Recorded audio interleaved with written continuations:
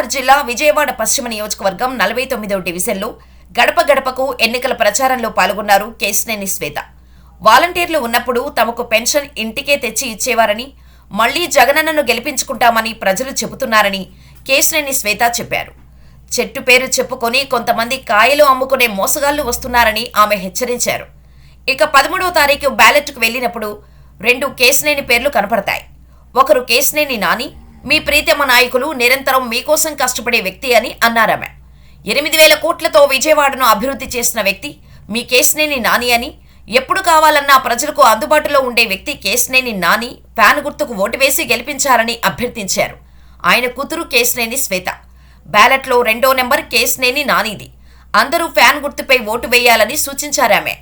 5 సంవత్సరాల్లో కూడా ప్రతి ఒక్కరికి కూడా పెన్షన్ అనేది వాలంటీర్లే స్వయంగా ఇంటికి వెళ్ళి ఇవ్వడం జరుగుతుంది.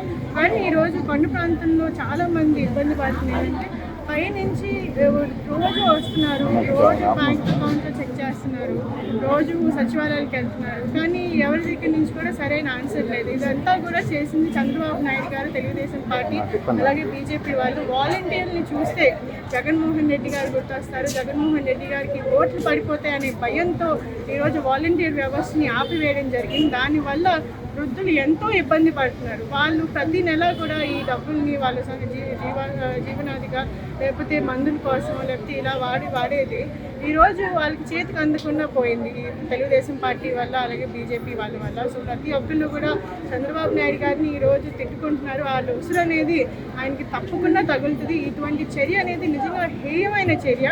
జగన్మోహన్ రెడ్డి గారి గురించి ఇన్సెక్యూరిటీ ఉండొచ్చు, లేకపోతే ఆయన మీద ఏమన్నా ఉండొచ్చు, కానీ ఈ రకంగా ప్రజల్ని ఇబ్బంది పెట్టే చర్యలు అనేది చేయకూడదు. చాలా తప్పు. ప్రత్యేకంగా పెద్దవాళ్ళని, వృద్ధుల్ని ఈ రకంగా ఇబ్బంది పెడితే దానికి తగిన శాస్త్రం అనేది ఎవరికైనా కానీ తప్పకుండా తగ్గుతుంది అనేది తెలియజేస్తున్నారు.